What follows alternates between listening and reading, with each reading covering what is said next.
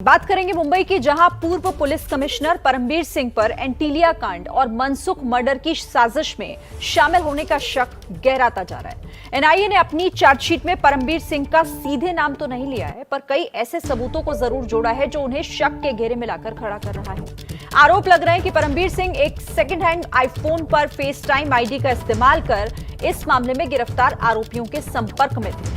उस face time ID का पहला नाम कुरकुरे और आखिरी नाम बालाजी था। इससे पहले चार्जशीट से यह भी खुलासा हो चुका है कि परमबीर सिंह ने एक साइबर एक्सपर्ट को सीक्रेट सर्विस फंड से 5 लाख रुपए दिए थे।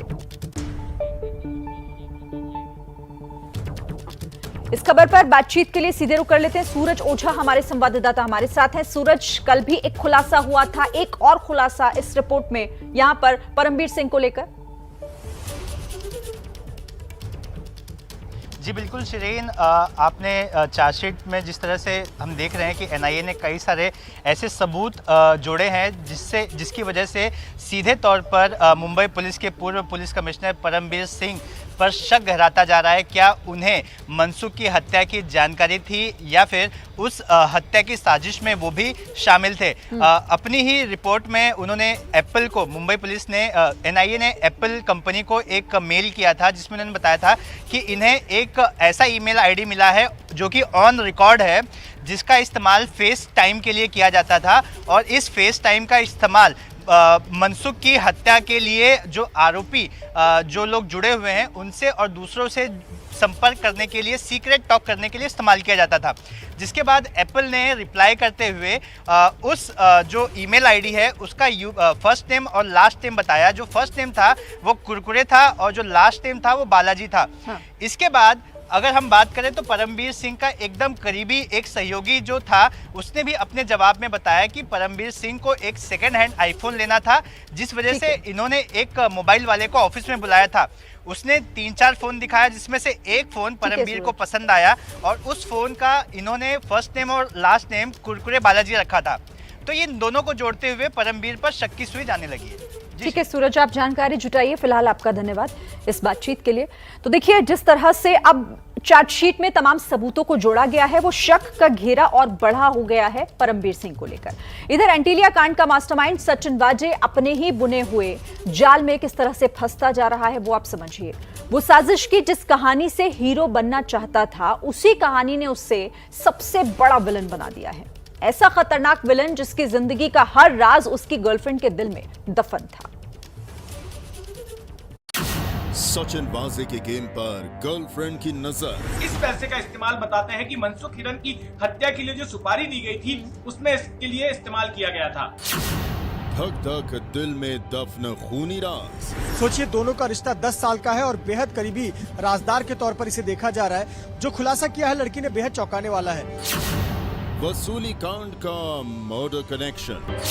सचिन वाजे के मुंबई के सबसे लग्जरी होटल में से एक होटल ट्राइडेंट के कमरे में एक खूबसूरत लड़की अक्सर सचिन वाजे का इंतजार करती थी। वाजे जब भी वहां पहुंचता था, कमरे का दरवाजा एक पल के लिए खुलता था और दूसरे ही पल बंद हो जाता था। बंद दरवाजे के पीछे सचिन वाजे लड़की से क्या बातें करता था, इसके बारे में कोई कुछ नहीं जानता था। लेकिन अब एंटीलिया कांड की तहकीकात के बाद एनआईए ने जो चार्जशीट दायर की है, उसकी कहानी ने हर किसी को सन्न कर दिया है। जी हां, 5 स्टार होटल के लग्जरी कमरे में जिस हसीन लड़की के साथ सचिन वाजे घंटों समय बिताता था, वो लड़की वाजे की गर्लफ्रेंड थी। वही राजदार जिसके दिल में छुपी है वाजे के हर कांड की पूरी कहानी। एनआईए के मुताबिक सचिन वाजे की गर्लफ्रेंड एस्कॉर्ट सर्विस का धंधा करती थी। वाजे उससे 10 साल पहले मिला था और तब से दोनों अच्छे दोस्त थे। दोस्ती भी ऐसी कि वाजे ने उसे अपनी गर्लफ्रेंड बना लिया और फिर एस्कॉर्ट का धंधा छोड़कर बिजनेस की दुनिया में उतार दिया। सचिन वाजे एस्कॉर्ट सर्विस लिया करता था। साल 2011 में मुंबई के सहारा स्टार होटल में एक लड़की से मुलाकात हुई। ये लड़की स्कॉट गर्ल थी और दोनों के बीच इतनी ज्यादा करीबियां बढ़ी कि दोनों ने एक दूसरे से नंबर एक्सचेंज किया और फिर लगातार संपर्क में रहने लगे। पहले 2 मुलाकातों में सचिन वजे ने अपना नाम गलत बताया था और अपने आप को बिजनेसमैन बताया था, लेकिन जब दोनों के बीच करीबियां बहुत बढ़ी तब सचिन वजे ने बताया कि वो पहले पुलिस ऑफिसर रह चुका है, फिलहाल वो निलंबित है और अब बिजनेस करता है।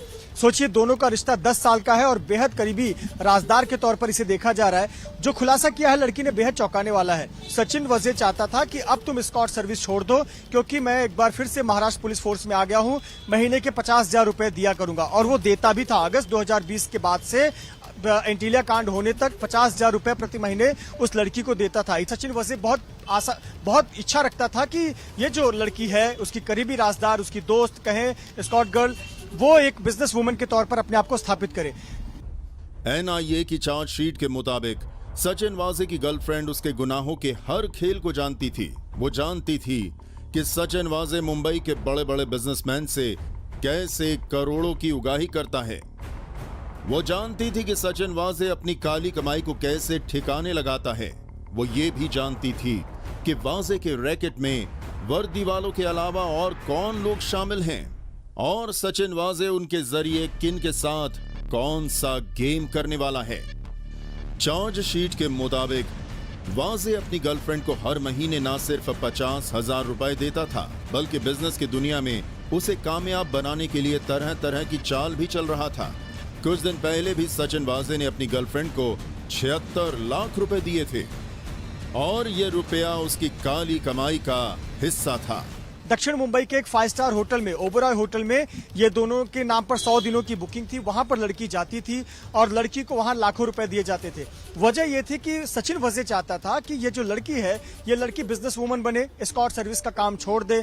बिजनेस वुमन के नाम पर उसने 2 कंपनियां खोली थी, मयंक ऑटोमोबाइल और मयंक टूर्स एंड ट्रेवल। ये 2 कंपनियों में निवेश कराया था और सचिन वजे ने उसमें पैसे लगाए थे। इसे रजिस्टर करवाने का काम भी सचिन वजे ने कराया था। साथ ही साथ इसमें और भी डायरेक्टर और पार्टनर ढूंढने का काम भी सचिन वजे ने किया हुआ था। हालांकि कोरोना लॉकडाउन के चलते ये जो बिजनेस प्लान था वो आगे बढ़ नहीं पाया। एनआईए की चार्जशीट के मुताबिक 10 साल में वाजे की गर्लफ्रेंड ने वाजे के हर चेहरे को देखा है। उसने वाजे के गुनाहों के कई प्लॉट को अपनी नजरों से बनते और बिगड़ते देखा था। वो वाजे की हर शातिर चाल की गवाह है। एंटीलिया कांड में वाजे ने अपनी साजिशों के जितने मोहरे बिछाए थे, वाजे की गर्लफ्रेंड उन तमाम मोहरों से वाकिफ थी। वो मनसुख हत्याकांड की भी राजदार है, लेकिन वाजे की गिरफ्तारी के बाद उसकी गर्लफ्रेंड के राज का भी खुलासा हो गया है।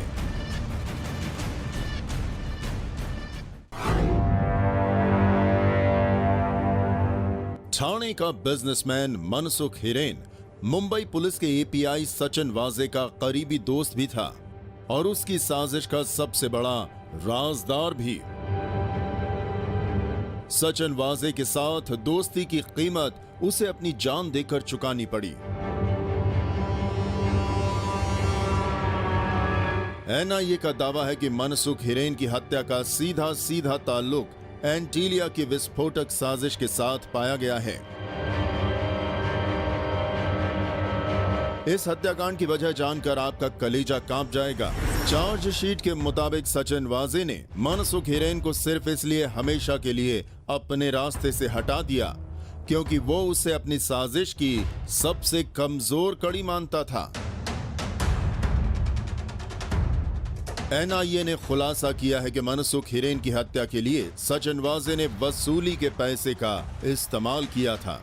जो चार्जशीट दाखिल की गई है उस चार्जशीट में एक के बाद एक कई सारे खुलासे हो रहे हैं, कई नई बातें सामने आई हैं और इस चार्जशीट के जरिए ये भी बात पता चल रही है कि किस तरह से वसूली की जा रही थी सचिन वाजे की ओर से, खास करके जो होटेलियर्स थे, जो ऑर्केस्ट्रा बार चलाने वाले थे, उन लोगों से। और इस पैसे का इस्तेमाल बताते हैं कि मनसुख हिरन की हत्या के लिए जो सुपारी दी गई थी उसमें इसके लिए इस्तेमाल किया गया था।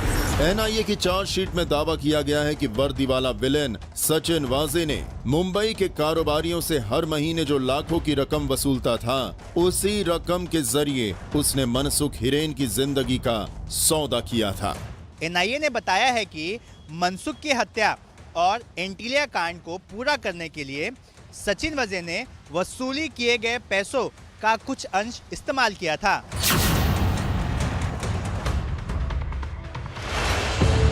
एनआईए की चार्जशीट में सचिन वाजे के वसूली कांड के एक एक राज का पर्दाफाश किया गया है। वाजे की काली कमाई के राज खोले हैं मुंबई के कुछ कारोबारियों ने। एनआईए ने दायर की गई चार्जशीट में एक होटल व्यापारी का भी स्टेटमेंट जोड़ा हुआ है, जिसमें होटल व्यापारी ने बताया कि सचिन वजे जब पुलिस विभाग में आए तो उन्होंने एक मीटिंग बुलाई थी, जिसमें शहर के कई सारे बार और रेस्टोरेंट से जुड़े लोगों को बुलाया गया था। उस मीटिंग में बताया गया कि मुंबई को 12 जोन में डिवाइड किया गया है और हर जोन में आने वाले होटल मालिक और बार मालिकों को महीने का 5 करोड़ का हफ्ता देने की बात कही गई थी।